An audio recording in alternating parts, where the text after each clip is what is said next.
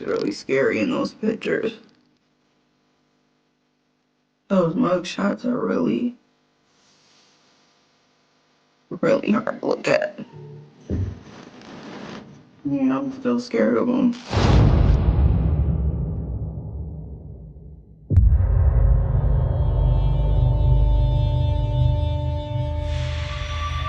He said he was really mad and he choked her and he realized she was dead. Could have been me.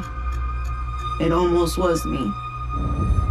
He was definitely trying to intimidate me by stalking me. Every time I look back, he's right there.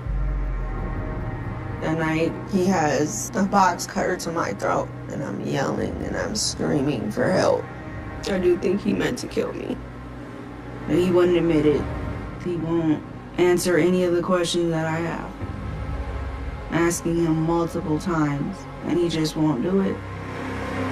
I need him to admit that for my sanity.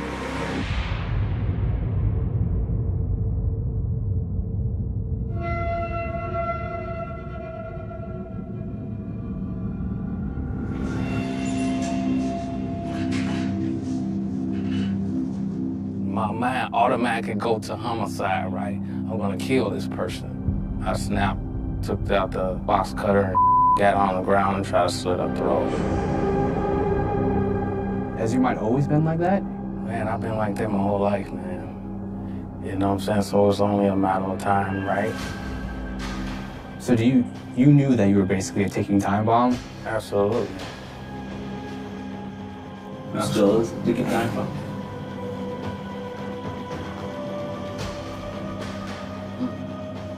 Man, I don't know if I should say this on camera, man. But I scare myself sometimes. You know what I'm saying? Because I know where my mind goes.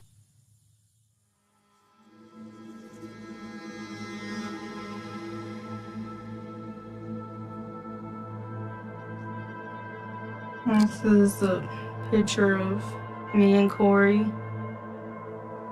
A little after we first started dating. It was new, it was fun. He has a great smile. It's hard not to smile when he smiles. Corey was the first person to take me out on dates and spend money on me and make me feel important. And it was a nice feeling like that. I was in love. Feeling like he loved me too. It's a good feeling. I do wish it could have stayed like that. It didn't work out that way.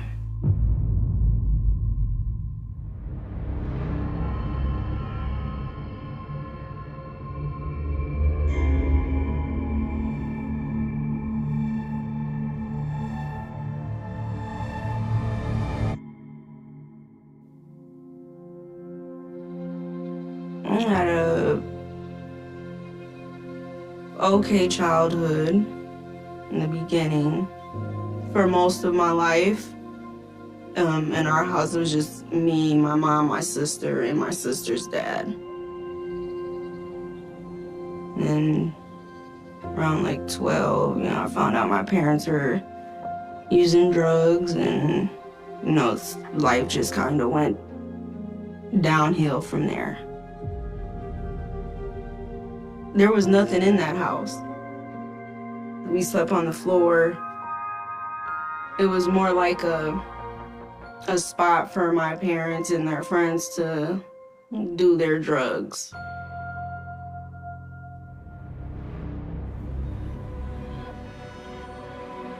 When I met Corey, I was 14. He was 24. He was very charming and very giving. He seemed so cool. At the time, being that young, I thought I was like madly in love with this guy. Corey was He was an escape from my reality. I was able to get away from everything going on at home. I don't know if I felt like I wanted better. I don't think I knew what better was. You know, I just didn't want to be there.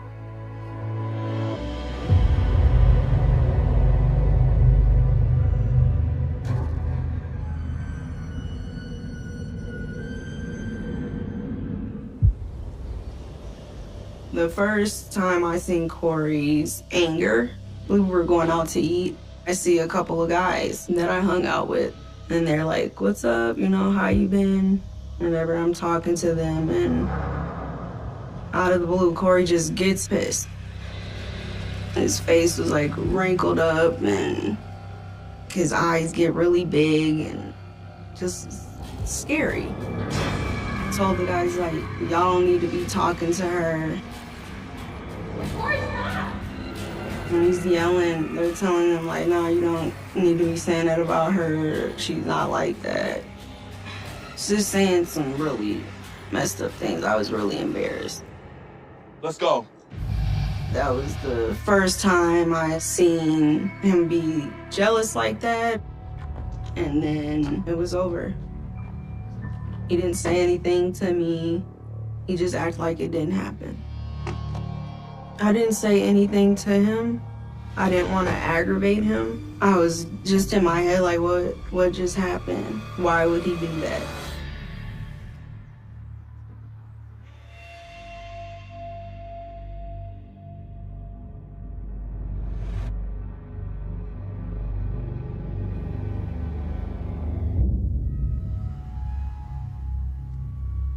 After that raid happened, I didn't see my sister for a few months.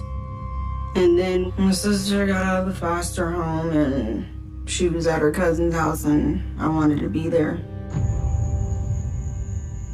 There was one night me and Corey were at his house and I was really missing my sister and I wanted to go be with her. So I started telling him, I was like, I'm gonna go stay with my sister. And I started packing up all my stuff, the little stuff I had. And he's just silent. I could see him getting irritated. And he just was like, you're not leaving. You don't need to be there. Where the hell you think you're going? What?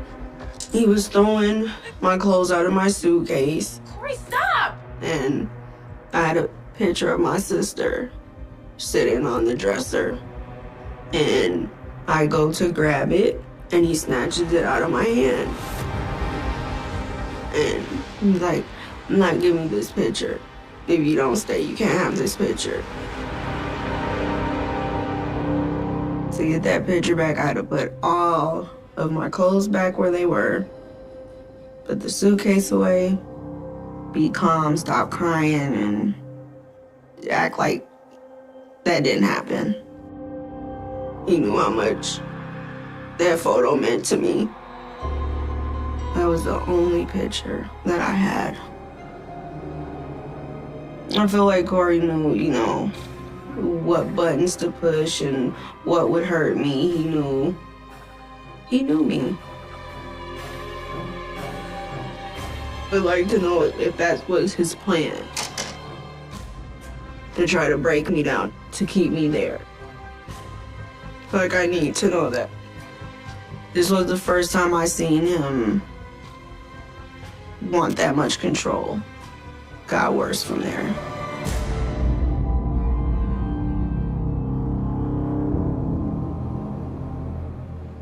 Hello, this is a free call from an inmate at the Minnesota Department of Corrections, Stillwater Correctional Facility. To accept this free call, press 0. Hello? Hey, how are you doing? Yep. Good. I sent you a letter a couple of days ago. We got the green light from the prison. We're coming out to meet you. Yeah, we definitely want to get a whole story on that. So what have you just attacked her? Yeah, I'm trying to slit her throat open. My son was born November 22nd, 2007. I really hoped that Corey would change. I thought he would see his son and we could just be a family. That's all I wanted. But he wasn't there. He wasn't changing diapers. And when he would come home from work, he would just walk right past our son. Like, wouldn't pick him up, wouldn't, hold him or anything. It hurt me a lot, especially when my baby started reaching for his dad and him just walking past him. Corey just wanted it to be all about him, nobody else. Slowly, he tried to pull me away from everybody. Over time, it worked. He pulled me away from all of my friends. I stopped talking to a lot of people. During all that time, I did feel stuck. And he had me so just messed up in the head.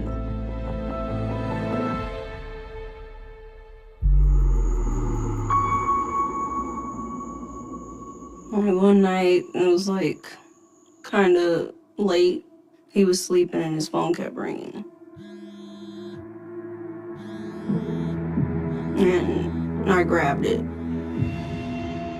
When I just seen different messages from different girls, like, hey, what's up? And I miss you, stuff like that. It just confirmation that there were other females he was talking to.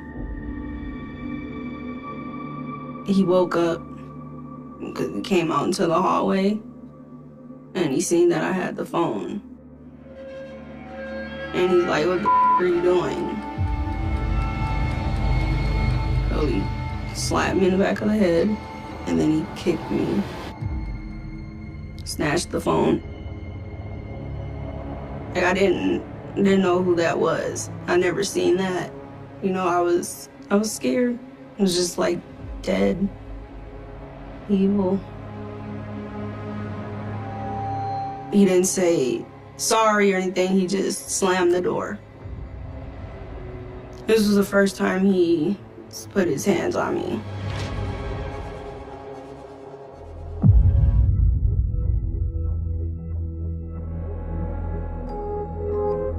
One day, I told him over the phone that I didn't want to be with him anymore.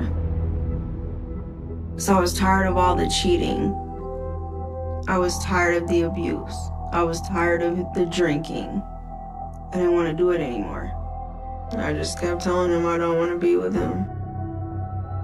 He doesn't say anything to me after that.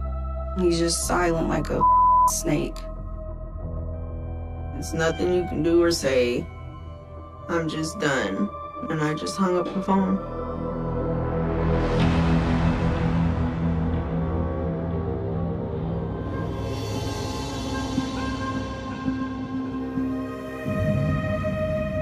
Looking at it now, I just think he's a bastard. He told my friends for 3 days that he was gonna kill me. He said it with a straight stone cold face. He meant that.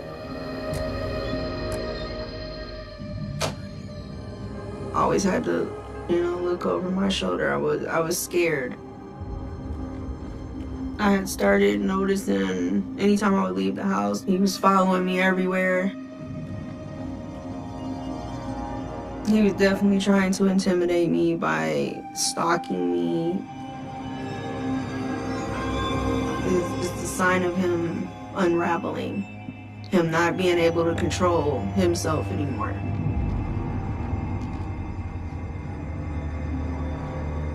I didn't think about going to the police because he was still living there.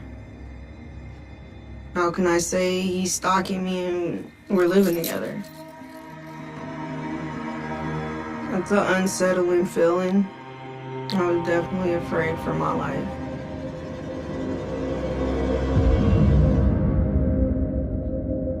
You have no idea what he's gonna do next.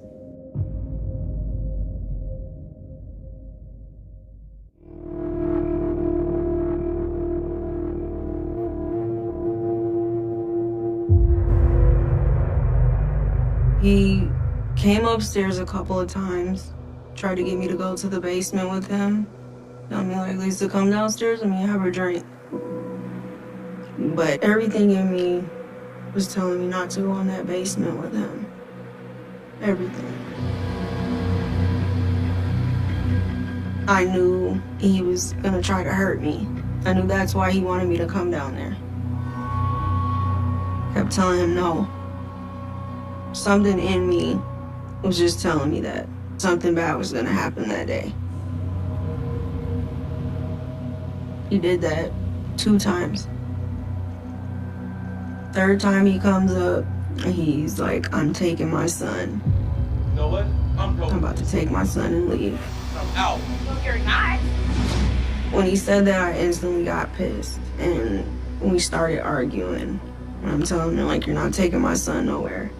And Corey's pacing back and forth, and his eyes are just big and empty, and he just looks so just evil. Like, it was scary. Then the next thing I know, he runs towards me and he starts punching me. He's on top of me when he pulls the box cutter. He has a box cutter to my throat. I don't know how he got to it so fast, but I was just holding his hand like this, and I'm yelling and I'm screaming for help. My dad comes running out of the bedroom, gets on top of him, and he's choking him. This man is still on top of me. And at that point, I just felt like nobody can do anything. He's invincible. You know, they can't get him off of me. At this point now, they're trying to call the police. They can't. He cut the phone lines.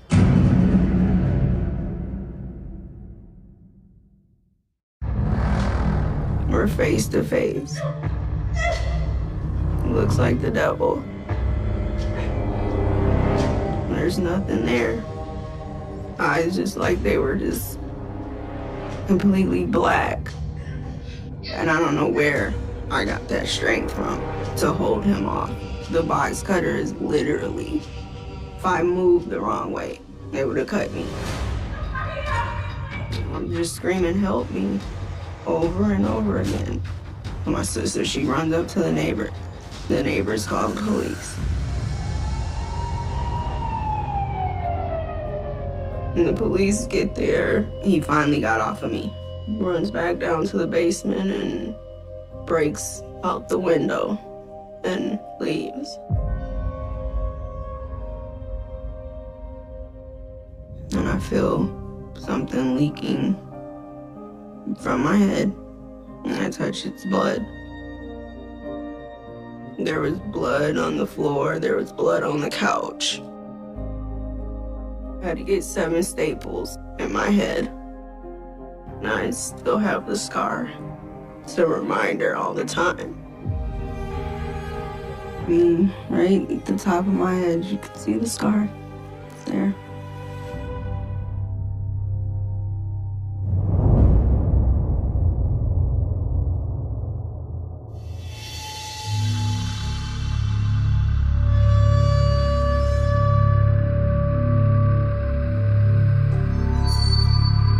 I have tried to talk to Corey about that night. He won't say anything other than, you know, if I wasn't drinking, I would have never done that. He won't take responsibility for what he did. It's psychotic.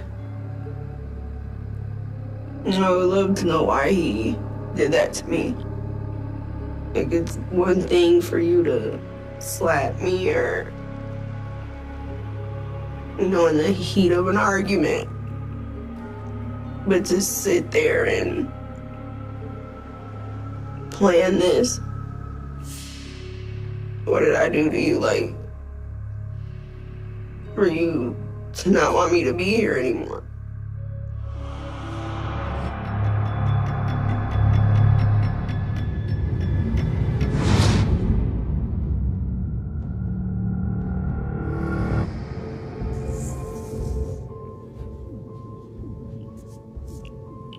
Megan. She looks happy, like full of life. She's a beautiful girl. She's not here anymore. I didn't know Megan. I did talk to her on the phone once while he was with her. I tried to tell her that she should be careful and try to save her. She wouldn't listen to me. I want to know some things about that night. I would like to know if it was intentional. Corey Thomas is a selfish, evil, abusive, manipulative psychopath. He's a murderer, and he always will be. Corey is where he belongs. He needs to stay there.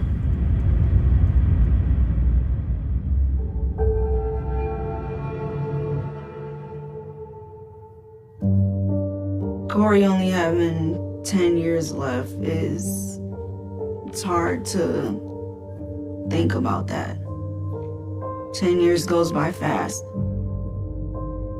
He tried to kill me in front of my family. That didn't stop him. So nothing feels safe if he's out. Will Corey hurt me again when he's out of prison? Does Corey think he'll kill again?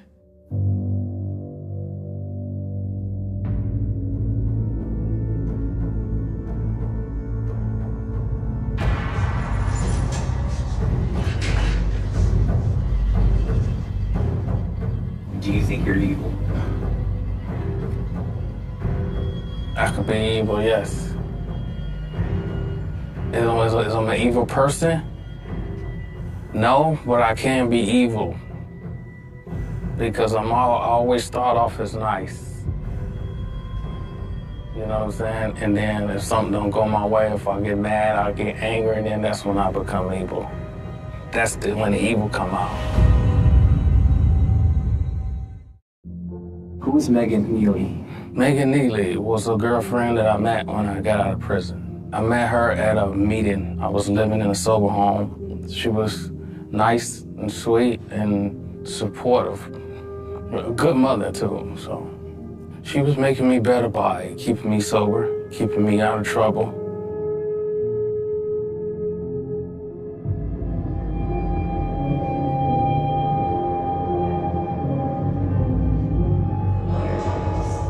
There's a lot of argument and stuff going on. I don't remember what we'd be arguing about. It's just like petty stuff, you know? She jumps up and grabs me by my neck. We start fighting. She ends up on the ground. And I start choking her. When I get into that rage where I feel like I'm gonna kill somebody, I automatically black out where I don't remember stuff. My mind, now that I had time to think about all this stuff, when I get into a fight, my mind go to a whole, my mind is just not focusing on fighting, and I don't know where this come from, but that's where my mind went. Oh, we're gonna get into a fight, okay, you're gonna put your hands on me, I'll kill you. You know? I'm pretty laid back and charming guy and sweet. It's just when I get angry and I get mad and somebody put their hands on me, man, it's just a whole nother level, right? So the level of anger you have is... wouldn't call it anger, I call it rage, man. Can you feel it coming on when that's gonna happen? Well, it automatically come on, man. It's not a feeling, it's like a switch, like a light switch, man. It's like my mind just go enraged, man. It just go one way and one way only. And that's what happened, you just switched? Absolutely. Were you sober when you did it? I absolutely was sober. And, you know, it was crazy. I think if I was under the influence, it would have been probably 10 times worse. I never told anybody this, right? So I love to iron, as you can see, right? So it was an iron right there. My first mind was to pick up the iron and hit her with it. I chose not to do that. Instead, I choked her. And when I realized that she was deceased, I panicked and I hit the body in the crawl space and I left.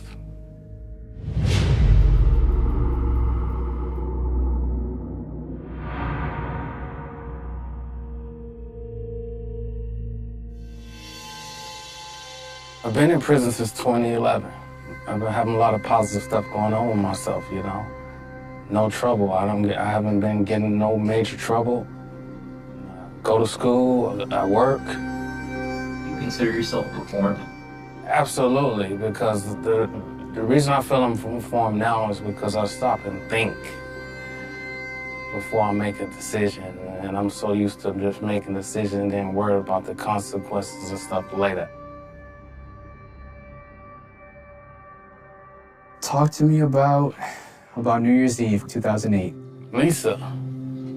Lisa, she was trying to leave me. I was drinking, celebrating, and I was threatening her life to kill her. And she left the whole day or whatever. So when did she tell you she was trying to leave you? Well, we've been arguing about this for days now. She's been telling me she got tired of the domestic violence, got tired of me cheating on her and stuff like that. Why didn't you just let her go? I wasn't trying to let her go because I was very controlling at the time. I wanted to do my thing and control her and have her at the same time. So you knew that you just wanted to be in control? Absolutely, I was hella controlling her. Like isolating her and everything. Didn't want her to hang out with family and stuff. Didn't want her to go out with people. Didn't want her to talk to people. You know what I'm saying? Even though I'm doing my thing. So when Lisa decided she wanted to break up with you, did you feel like you were losing control and that's part of what made you snap? Absolutely. Actually go in that panic mode, right? When you got abandonment issues, right? When you grew up with abandonment issues and this person try to leave you, you can automatically feel like your world is crashing down on you, right? So that mindset so that thought going in your head, if I can't have you, nobody's gonna have you. And I had a box cutter already in my pocket because I used to stock shells at a grocery store, so I already had it in my pocket. So I snapped, took out the box cutter and got on the ground and tried to slit her throat. And then her father jumped on top of me and saved her. So Lisa said that you hadn't been going to work those past few days. Yeah, because I was stalking her. So if you weren't going to work, why'd you keep the box cutter on you? Because I'm thinking the whole time I'm planning this murder. Oh, so you did plan it out? Yes.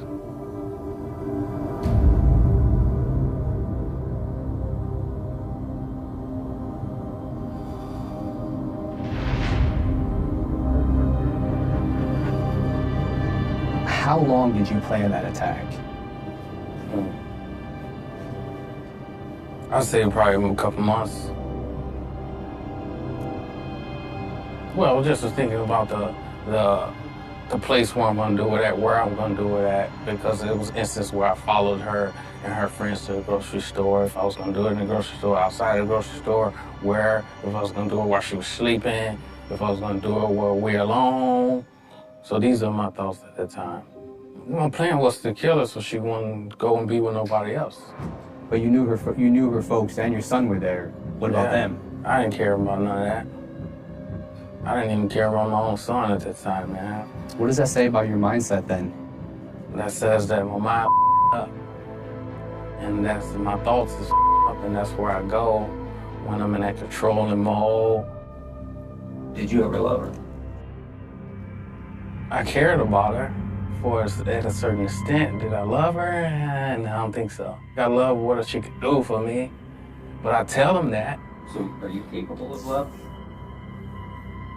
I could pretend I'm capable of love. Yeah, I could pretend. I'm really good at pretending. But is I'm capable of really loving somebody? No. But But I'm a good pretender, though. Do you feel there's like a different version of you inside? Like there's that anger, there's that rage-filled version of you? Absolutely. I feel like it's another side of me that you don't want to know, that I can't contain. I mean, I could contain it as long as I stay out of mess, but is that realistic, right? Is that realistic? I mean, we're gonna have problems. We're gonna have problems with people, right? I gotta learn how to walk away. But how do you walk away when somebody put their hands on you? I'm not saying that's an excuse, but that's just where my mind goes. You're not reformed then, are you? I guess you could say I'm not reformed because my mind gonna still go there. My mind automatically go to homicide, right? I'm gonna kill this person.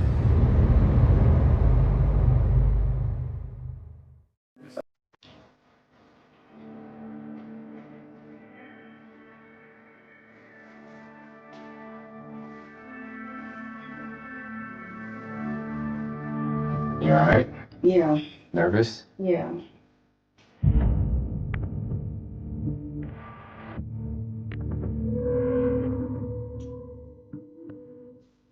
I'm nervous. I'm really curious to see what he's gonna say. When was the last time you've seen and heard his voice? Been a long time. Talk to me about New Year's Eve, 2008. She was trying to leave me and threaten her life to kill her. Why didn't you just let her go?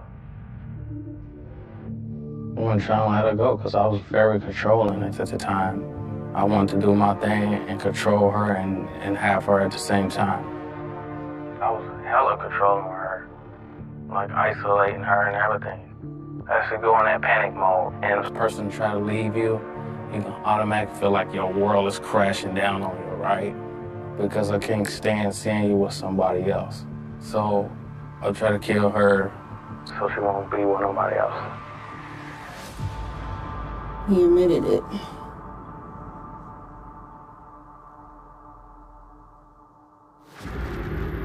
It's a lot of mixed emotions hearing him say that. It's the first time I heard him say that he knew he was controlling me. It makes it so much worse that he knows, that he knew. I can't believe he finally said it.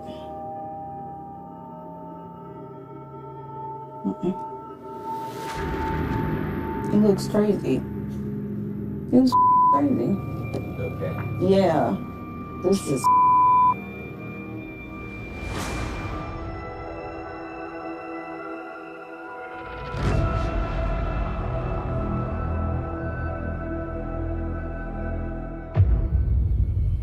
How long did you plan that attack? I'd say probably a couple months.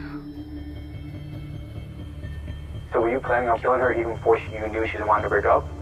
Absolutely. I lost all my control. So my control is to get rid of her, so then I won, right? Then I don't have to worry about that. That's scary.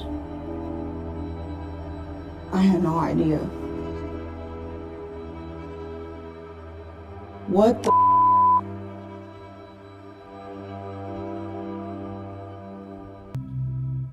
With Megan, you remember starting to choke her, right? Yeah. And then you remember her eyes rolling back. Yeah. But you couldn't control yourself to release her? No. Because once I'm there, I'm already there. What's the point? Stop it. So did you black out at all when you killed Megan? As I look back, I remember everything with that situation.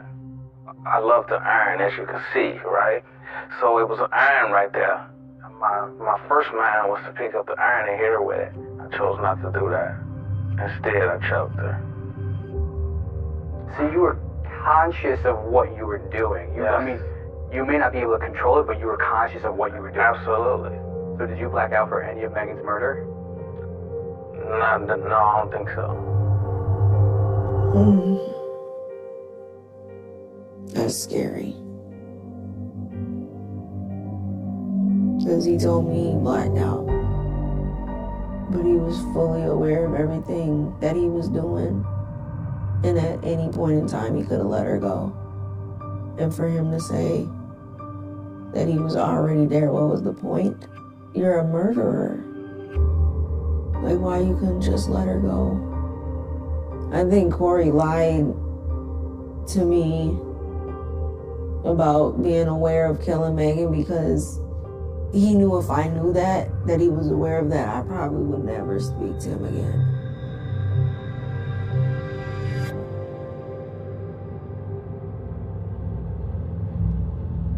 When is your expected date to get out of prison? Well, 2034 on paper, right? 2430 on paper. So on paper, 10 more years left. Do you think you'd kill again? Wow.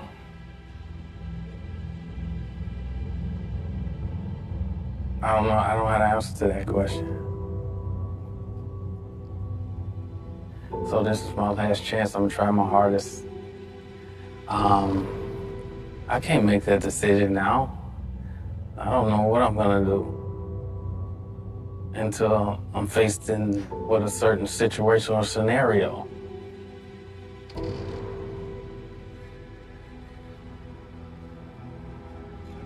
So I don't want my words to man, I don't know if I should say this on camera, man. Okay, so my brother, right? My same mother, man. I threatened his life before, right? But I wasn't worried about this dude. So he called up here about a couple months ago, called the warden up here and tried to get me in trouble, right?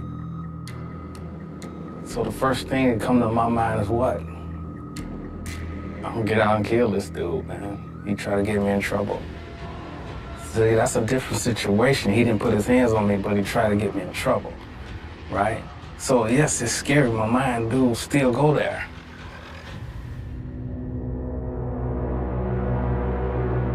What the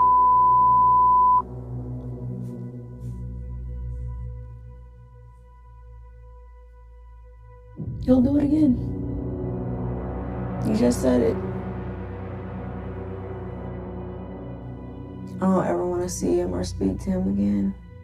Ever. I do think Corey is gonna try to get back in my life once he gets out. I'm scared to death.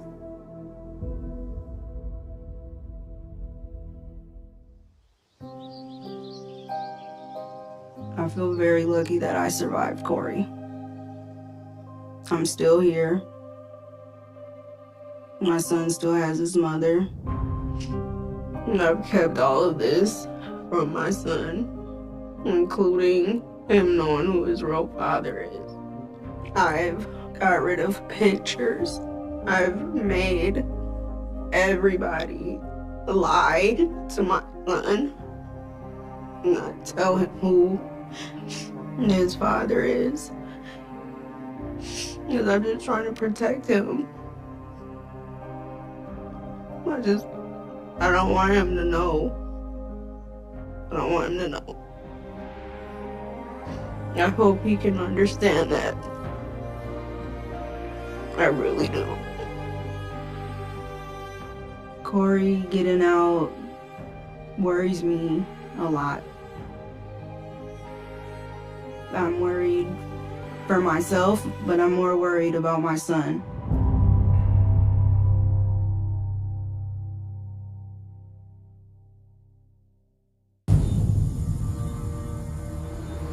Podca County 911. I just killed my mom and my sister. Why? Marvin City, I got evil. He realized Mallory was still alive. Why didn't he let her run out that front door? I wanted to be known for something bad and evil. The ember of a single cigarette burned in the freezing dark of a Chicago alleyway on a sub-zero night in January 1998, and for 28 years, the man who dropped that burning tip into the slush believed the winter wind had carried his secret into oblivion. But the streets of the Windy City do not forget the dead, and the forensic record does not rot in the damp basements of the Cook County morgue. It was 4:15 a.m. on January 14, 1998, when a delivery truck driver turned his high beams into the narrow alleyway behind a commercial block on North Clark Street in Lincoln Park. The temperature was 8 degrees below zero. The snow had frozen into jagged ridges of black ice. Illuminated in the harsh halogen glare of the truck's headlights lay the body of 22-year-old DePaul University senior Megan Bradley. The scene was a visceral shock to the veteran patrol officers who first arrived on the asphalt.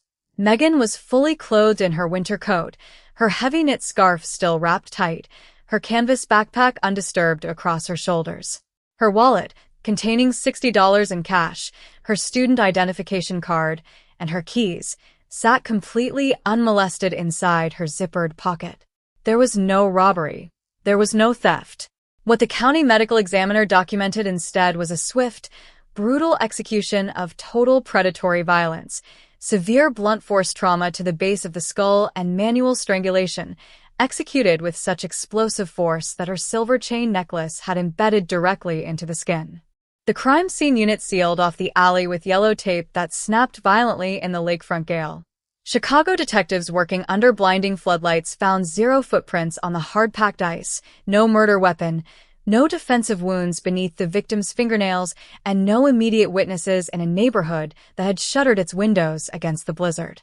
But resting in the frozen slush less than 2 feet from Megan's left boot lay a single, pristine piece of discarded biological evidence, an unfiltered generic brand cigarette butt, its white paper casing stained with a faint trace of saliva and crushed out against the brick wall. The lead detective on the case, homicide investigator Frank Kowalski, bagged that cigarette butt into a sterile evidence container, logged it under property tag 98 H0412, and locked it into the cold storage vaults of the Area 3 Detective Division. In 1998, DNA technology was in its infancy. Short tandem repeat profiling required massive biological samples, and low-template touch DNA was a concept of science fiction. The microscopic trace of epithelial cells sealed within that paper filter was completely untestable with the crude tools of 20th-century criminology. The murder tore through the heart of Chicago like an open wound.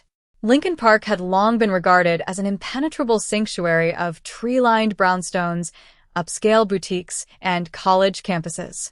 Overnight, that illusion of urban safety disintegrated into pure, suffocating paranoia. Headlines blared across the front pages of the Chicago Tribune and the Chicago Sun-Times. Co-ed slain in Lincoln Park Alley. Midnight predator stalks North Side. Police hunt ghost killer in sub-zero slang. Curfews were enacted across collegiate dormitories. Young women walked through the winter streets in groups of 4, holding personal alarms and pepper spray.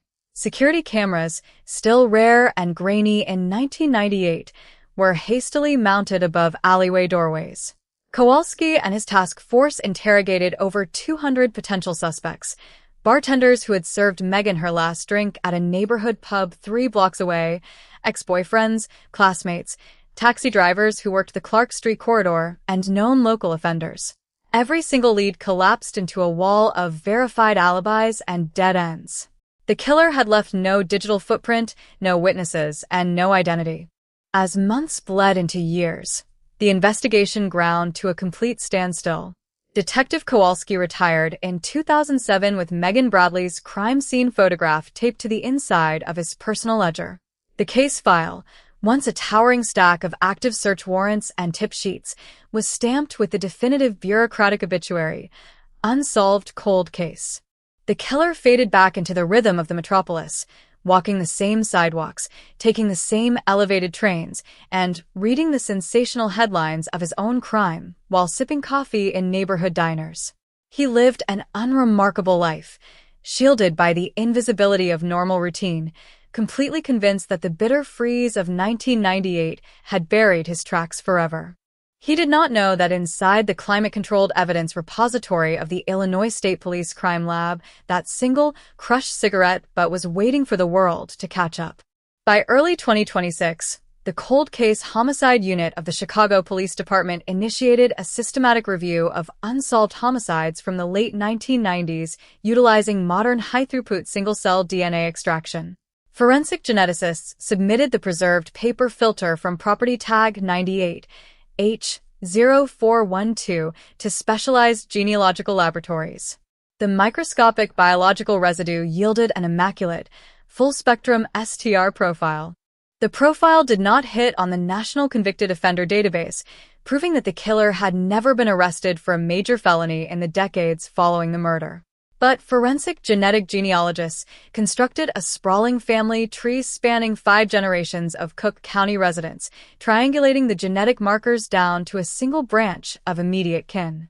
The algorithmic crosshairs locked onto 56-year-old Thomas Ray Vance, a quiet, self-employed heating and ventilation contractor living in an unpretentious brick bungalow in Portage Park, less than 6 miles from the alley where Megan Bradley took her last breath. The surveillance operation was executed with surgical patience. For 10 days in February 2026, undercover tactical operatives shadowed Vance through supply yards, hardware stores, and suburban coffee shops. The break came outside a service station on Irving Park Road. Vance stepped out of his work van, lit a cigarette, took 3 long drags, tossed the burning butt onto the wet asphalt, and drove away. Within 4 seconds, an undercover detective retrieved the discarded, but with sterile titanium tweezers, and sealed it into a biohazard envelope. 48 hours later, the state crime lab delivered the verdict, a 24 loci genetic match with an astronomical statistical probability of 1 in 920 billion. On a gray Tuesday morning, heavily armed SWAT teams breached the Portage Park bungalow, taking the unsuspecting contractor down to the floor in his own kitchen. In the basement workshop, hidden beneath a false subfloor under a metal lathe, detectives recovered a locked metal box containing news clippings of Megan Bradley's murder from January 1998, along with a silver ring that Megan's family identified as a family heirloom she had worn the night she disappeared. The arrest shattered 28 years of manufactured silence, delivering an electric shock across the city of Chicago. The headlines of 1998 finally met their terrifying, unyielding resolution. Time had not protected the predator. Science had simply bided its time. Megan Bradley's cold case was officially closed, proving to every criminal walking free in the shadows that a single breath, a single touch, and a single discarded ember can ignite the fire of justice decades later. The flashing blue and red emergency strobe lights did not cut through the Chicago blizzard. They shattered against it, bouncing off blinding sheets of lake-effect snow and painting the red brick facades of Lincoln Park in violent, rhythmic pulses of crimson and cobalt. At 5 o'clock in the morning on Wednesday, January 14, 1998, the temperature at O'Hare plummeted to 9 below zero, with a wind chill crashing past 35 below, turning the narrow asphalt alley behind the 2000 block of North Clark Street into an open-air crypt. The steam from the exhaust pipes of a dozen idling police cruisers billowed into the dark, mixing with the falling snow to create a dense, choking fog that masked the precise contours of the slaughter. When the Cook County Medical Examiner's transport van finally backed into the alley, its tires spinning and screeching against the black ice, veteran homicide investigators were already standing in a tight, protective perimeter around the body of Megan Bradley. The physical scene defied every standard rule of late 90s urban street crime. In a city where winter homicides along transit corridors were overwhelmingly driven by desperate muggings, drug territory skirmishes, or erratic gang escalations, Megan's death bore the distinct, terrifying hallmark of a pure predatory ambush. She lay on her back, her blonde hair frozen solid to the ice, her eyes staring wide and fixed toward the gray, overcast canopy of the Chicago sky. Her heavy dark green wool winter coat was fully buttoned to the collar. Her leather gloves were still on her hands. Her canvas backpack, heavy with art history textbooks and research binders for her senior capstone project at DePaul University, was still buckled across her shoulders. The leather handbag tucked beneath her arm contained her driver's license, a $20 bill, 2 tens, a student transit pass, and her set of apartment keys attached to a brass knuckle keychain her father had given her for protection when she first moved to the city from downstate Peoria. Nothing was missing. Nothing had been stolen. There was no sexual assault evident at the scene, no scattered cash on the frozen asphalt, and no sign of a prolonged physical struggle across the snow. The violence had been instantaneous, overwhelming, and catastrophic. The preliminary field examination conducted by the deputy coroner revealed 3 severe, localized blunt force impacts to the occipital region at the back of her head, blows delivered with such crushing, industrial velocity that they had fractured the thick bone of the skull without breaking the skin through her thick knit winter hat, instantly incapacitating her central nervous system. Then came the hands. The killer had dropped his weapon, straddled the unconscious 19-year-old on the freezing ground, and driven his thumbs deep into the soft tissue of her anterior neck. The force was so immense that it fractured the thyroid cartilage and drove the delicate silver chain necklace she wore deep into the dermis of her throat, leaving a permanent, bloody geometric pattern pressed into the flesh. He had squeezed until the life completely drained out of her, held her throat until her heart ceased its final contractions, and then stood up in the bitter sub-zero silence of the alleyway, lit a cigarette, and walked away into the blizzard. Detective Frank Kowalski of the Area 3 Violent Crimes Division knelt on the frozen ice, his gloved fingers hovering millimeters above the single piece of physical refuse the perpetrator had left behind. That generic brand, unfiltered cigarette, but lying in the frozen slush near Megan's left boot.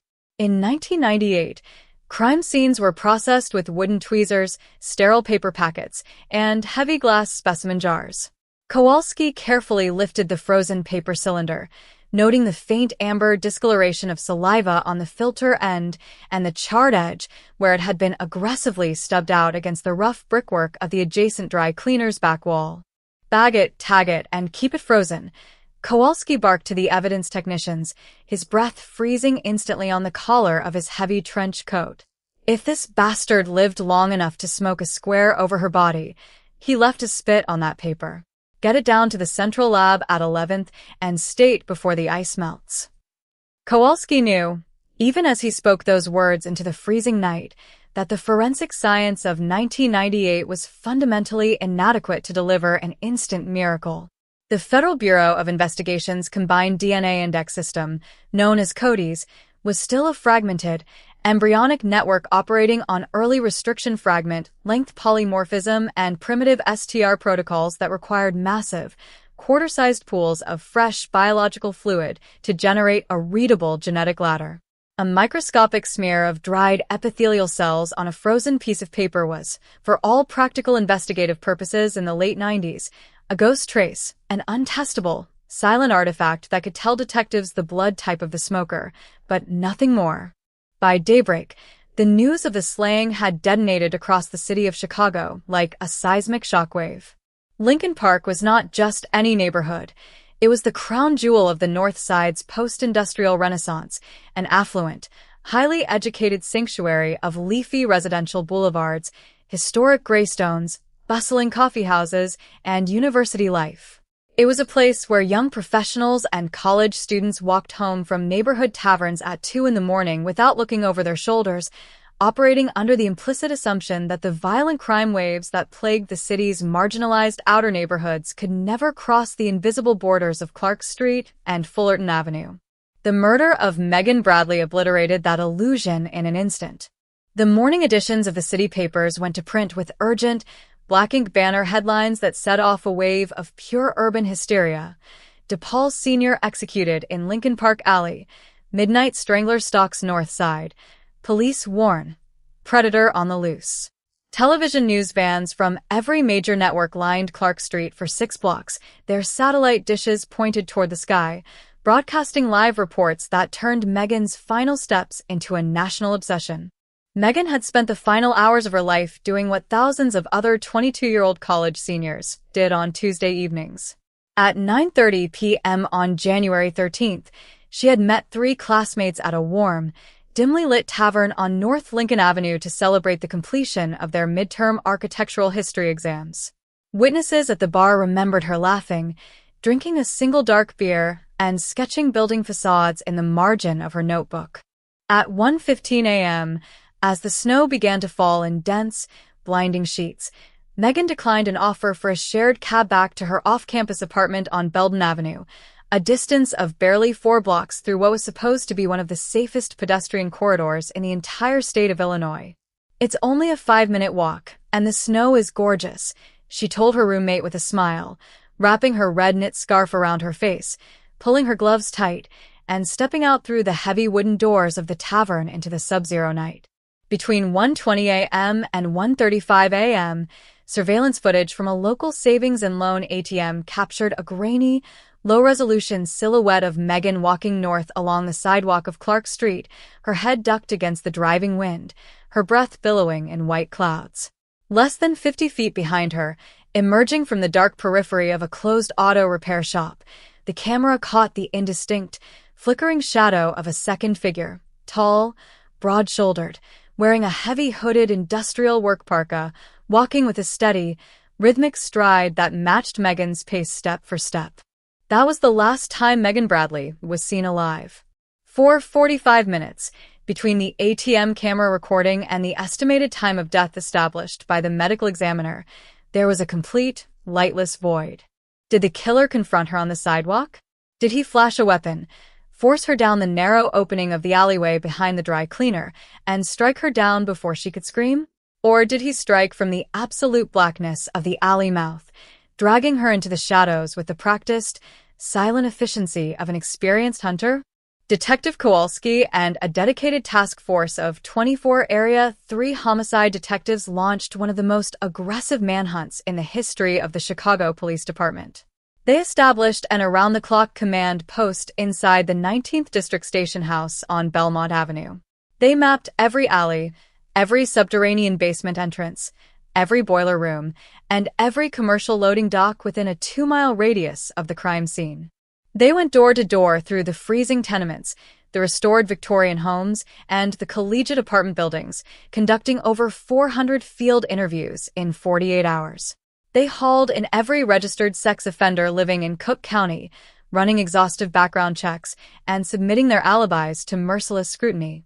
They interrogated the staff of the tavern where Megan had spent her evening, the cab drivers who had worked the Lincoln Park routes during the blizzard, the CTA bus drivers who had run the overnight Clark Street lines, and the homeless men who took shelter in the steam grates near the elevated train stations. Every single lead dissolved into thin air. The bar patrons had verified alibis confirmed by credit card receipts and mutual witnesses. The cab drivers' route sheets were cross-referenced against automated dispatcher logs and cleared. The registered offenders were either incarcerated, hospitalized, or accounted for during the hours of the blizzard. The local homeless population, terrified of the intense police presence, had been huddled inside emergency warming shelters miles to the south when the murder occurred. The investigation was slamming headfirst into the terrifying reality of the stranger-on-stranger homicide. There was no domestic dispute, no former partner with a grudge, no debt, no workplace grievance, and no criminal history in Megan's pristine life. She had been chosen at random, selected simply because she was walking alone down an unlit sidewalk in the middle of a historic blizzard, an opportunistic target for an apex predator who knew the precise layout of the city's back alleys and understood how to exploit the freezing weather to mask his presence.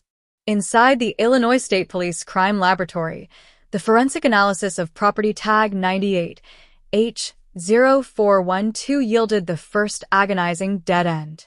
Technicians utilizing the primitive serological methods of 1998 determined that the saliva on the cigarette filter belonged to an individual with type O positive blood who was a secretor, meaning his blood group antigens were shed in his bodily fluids. While this scientifically eliminated roughly 45% of the male population, it left hundreds of thousands of potential men in the greater Chicago metropolitan area as possible suspects. The latent fingerprint specialists were equally powerless. The exterior paper casing of the cigarette was too saturated with melted snow and ash to yield a single ridge detail suitable for comparison on the early automated fingerprint identification system. Kowalski was holding a murder weapon he could not see, hunting an invisible man through an urban landscape of 3 million people. As the weeks dragged into months, the atmosphere across Lincoln Park curdled into a permanent state of siege. The vibrant collegiate energy of the neighborhood evaporated, replaced by an oppressive culture of suspicion and fear. DePaul University instituted an emergency nighttime shuttle service that transported students directly from building to building, prohibiting any solo foot travel after sunset. Parents pulled their children out of North Side apartments, transferring them to suburban campuses or demanding around-the-clock private security patrols. Hardware stores across the North Side reported record sales of deadbolts, window security bars, motion-activated floodlights, and personal defense weapons. The silence from the killer was the most agonizing element of all. Unlike the high-profile serial predators of previous decades who taunted the press with handwritten ciphers or called precinct switchboards from payphones, the man who murdered Megan Bradley never sent a letter, never claimed credit, and never left another obvious signature in the city of Chicago. He simply dropped that burning cigarette into the snow, walked out of the alley, and vanished back into the vast, industrial machinery of the working class. He was the heating technician fixing a furnace on the next block. He was the delivery driver unloading produce at the dawn markets. He was the quiet neighbor shoveling snow from his driveway on the northwest side, completely invisible behind the mask of working-class normalcy. By the second anniversary of Megan's death in January 2000, the task force had been quietly disbanded. The original detectives were reassigned to fresh homicide cases that flooded the precinct rosters every weekend. The file on Megan Bradley was transferred from the active desks to the heavy steel drawers of the Area 3 cold case repository, its thick cardboard binder gathering dust alongside hundreds of other unsolved Chicago murders from the violent twilight of the 20th century. The case was declared cold, frozen in time like the slush in the Clark Street alleyway. Detective Frank Kowalski would spend the remainder of his career walking down that same alley on the 14th of every January, standing in the bitter wind against the dry cleaner's brick wall, looking down at the asphalt where Megan had fallen. He would look up at the towering skyscrapers of the Chicago skyline, knowing with absolute, sickening certainty that the monster who took her was still out there, breathing the city's air, riding its trains, and laughing at the law that had failed to find him. Kowalski did not know that 28 years later, inside a sterile, humidity-controlled biotechnology cleanroom thousands of miles away, the single drop of saliva he had preserved in an ice-cold evidence locker would finally be transformed from an untestable ghost into an inescapable executioner's rope. The turn of the millennium did not wash the salt from the streets of Chicago, nor did it erase the frozen phantom lingering in the shadow of North Clark Street. As the city hurtled forward into the 21st century, tearing down vintage walk-ups, erecting gleaming glass high-rises, and transforming Lincoln Park into one of the wealthiest urban enclaves in the Midwestern United States, the murder of Megan Bradley remained an open, bleeding wound locked inside the subterranean archives of the Cook County justice system. To the thousands of new residents moving into the multi-million-dollar brownstones flanking the Clark Street corridor, the narrow alley behind the dry cleaner was just another service passage for delivery vans, municipal trash compactors, and valet parking attendants. They walked their dogs across the very patch of asphalt where Megan had taken her final breath, completely oblivious to the fact that 28 years earlier, the snow beneath their feet had been stained with the blood of an unsolved execution. Yet 300 miles to the south, in the quiet river town of Peoria, Illinois, time had stopped dead on January 14, 1998.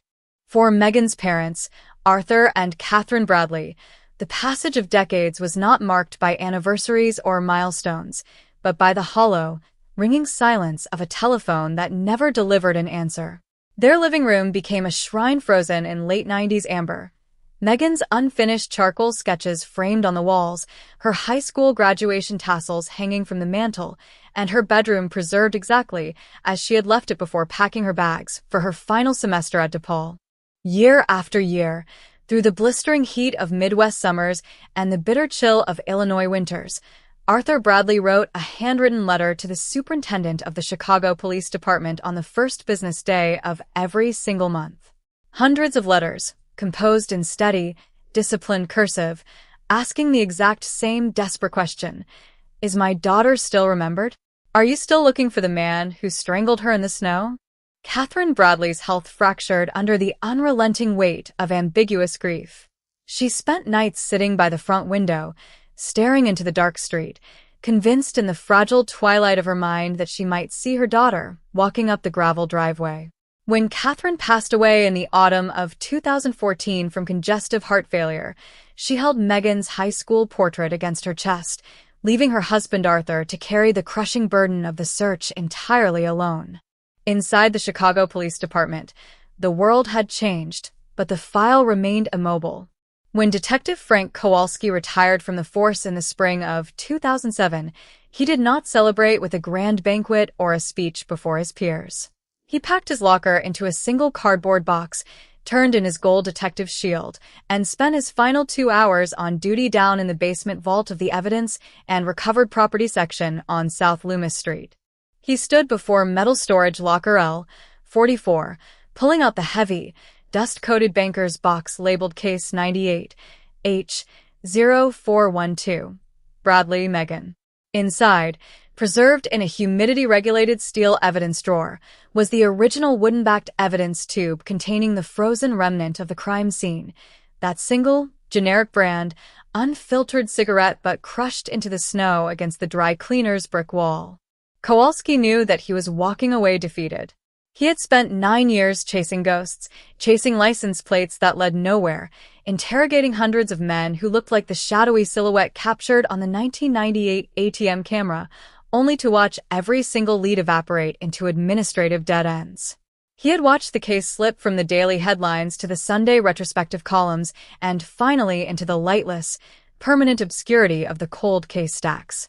Before he walked out of the building for the last time, Kowalski placed a piece of red adhesive tape across the top of the evidence container and wrote a single, emphatic warning in black industrial marker: "Do not purge. Biological sample preserved. Do not destroy." That piece of red tape would save the investigation from destruction. Throughout the late 2000s and 2010s, municipal evidence warehouses across the country faced catastrophic space crises. Thousands of historical misdemeanor files, property disputes, and non-capital evidence boxes were systematically purged, incinerated, or lost during regional redistricting and digital transitions. But Locker L-44 remained untouched, held in forensic stasis by Kowalski's red tape, waiting in the darkness while the science of human identification underwent a monumental, world-altering revolution. In the late 1990s, the forensic world operated on the primitive foundations of short tandem repeat (STR) analysis, requiring relatively large, clean biological samples, bloodstains, semen, or fresh tissue, to generate a partial 13 loci profile for comparison against the Federal Bureau of Investigation's CODIS database. If the killer was not already a convicted felon whose genetic blueprint was registered in the state prison indexing system, CODIS was an empty room echoing back silence. Furthermore, the technology of 1998 was completely blind to low-template, degraded touch DNA. The epithelial cells shed from human lips onto the paper casing of a cigarette were too minute, too fragmented, and too vulnerable to environmental contamination to yield an actionable STR profile. Then came the dawn of forensic genetic genealogy and high-density single nucleotide polymorphism (SNP) microarray analysis. By the mid-2020s, biotechnology had shattered the limits of biological detection. Geneticists no longer needed fresh, quarter-sized fluid stains. Advanced genomic extraction protocols could now isolate, amplify, and sequence fragmented human DNA from microscopic, centuries-old skeletal dust, rootless hair shafts, and the faint, invisible skin cells left behind on the surface of a touched object. More importantly, investigators were no longer restricted to matching a killer's direct DNA against a criminal offender database. By analyzing over 650,000 SNP markers across the entire human genome, forensic genealogists could construct vast, multi-generational family trees, mapping a suspect's distant cousins, great-grandparents, and ancestral lineages through public open-source genealogical databases such as GEDmatch and Family Tree DNA. The machine did not need the killer's name. The machine needed only a single relative who had submitted a commercial ancestry swab to trace the killer's bloodline directly back to his doorstep.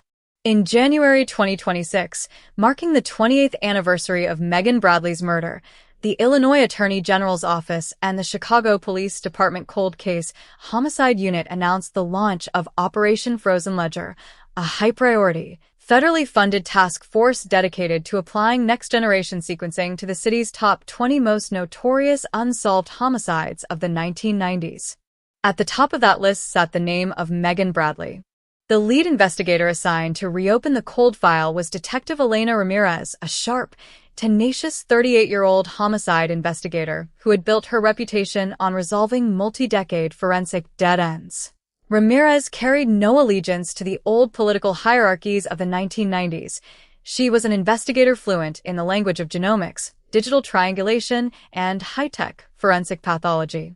On a freezing Monday morning in February 2026, Ramirez and forensic specialist Dr. Marcus Vance of the Illinois State Police Crime Laboratory descended into the Loomis Street vault.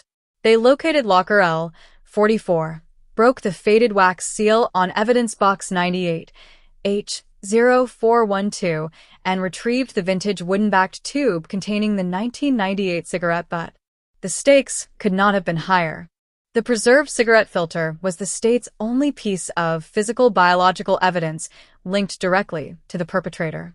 If the extraction failed, if the ancient paper casing was incinerated by chemical reagents, if the cellular DNA was too degraded by the 1998 blizzard moisture, or if the sample was contaminated during the physical unsealing, the state would permanently destroy its one and only link to Megan Bradley's killer. There would be no second chance. There were no other samples. The evidence was placed inside a temperature-regulated, shock-absorbing transport case and flown under armed state police escort to a world-renowned private genomics laboratory in the Woodlands, Texas, specializing in the recovery of ultra-low-copy, severely degraded forensic samples.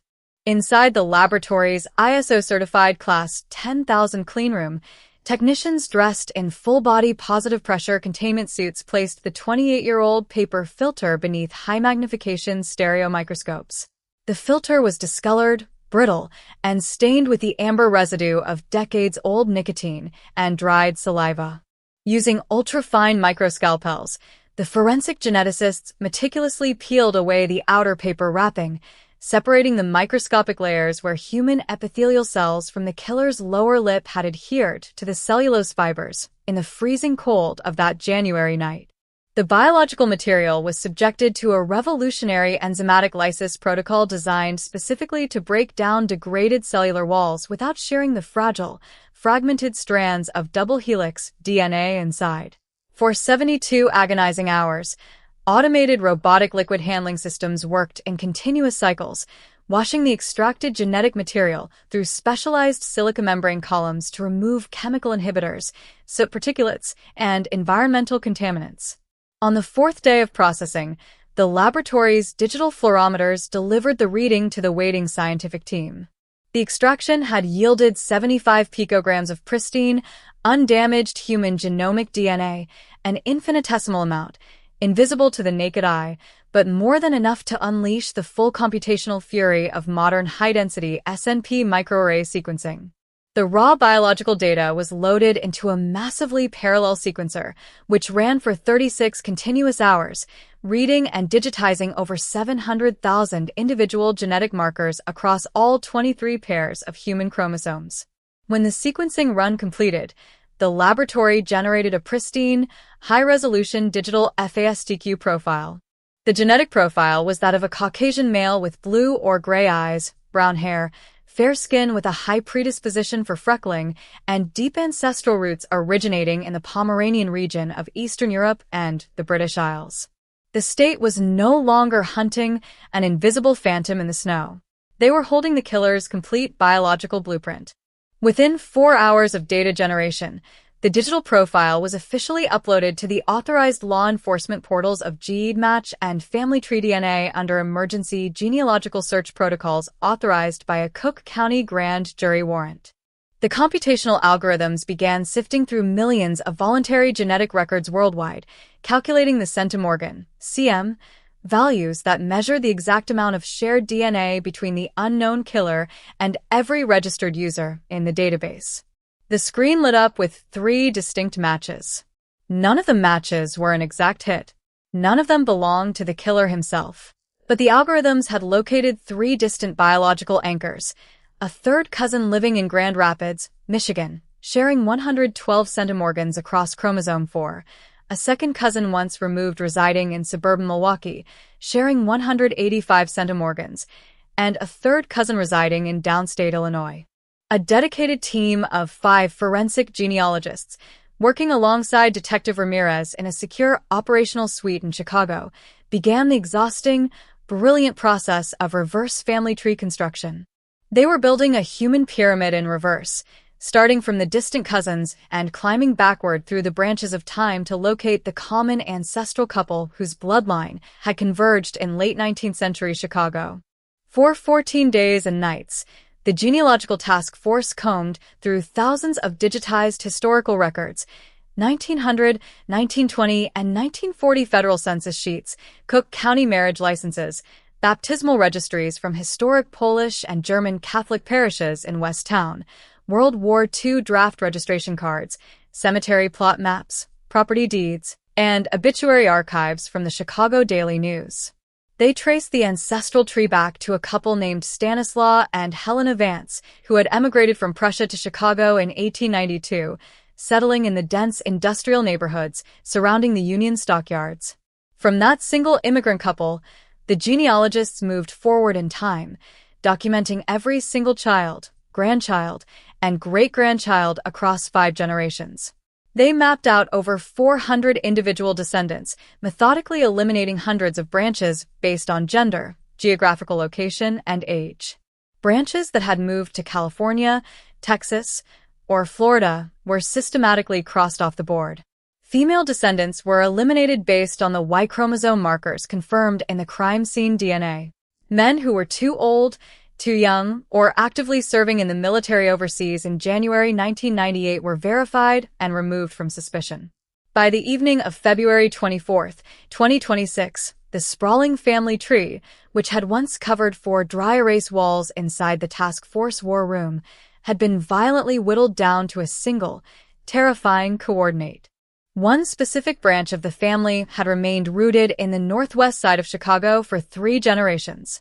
That branch descended directly to a local heating, ventilation, and air conditioning contractor who had operated an independent commercial repair business in the city since the early 1990s. A man who was 28 years old on the night Megan Bradley was murdered. A man who drove a commercial service van through the streets of Lincoln Park. A man who lived less than 15 minutes from the alley on North Clark Street. The genealogists stepped away from the digital monitors, the room falling into an electric, suffocating silence as the final name was highlighted in red ink on the tactical board. Thomas Ray Vance. Detective Ramirez picked up her phone, her hand steady, her heart hammering against her ribs with the raw, explosive adrenaline of a predator closing in on its prey. She dialed the Cook County State's Attorney's office and delivered the sentence that 3 generations of investigators had waited 28 years to speak. "We have him. Get the tactical surveillance units on the street right now."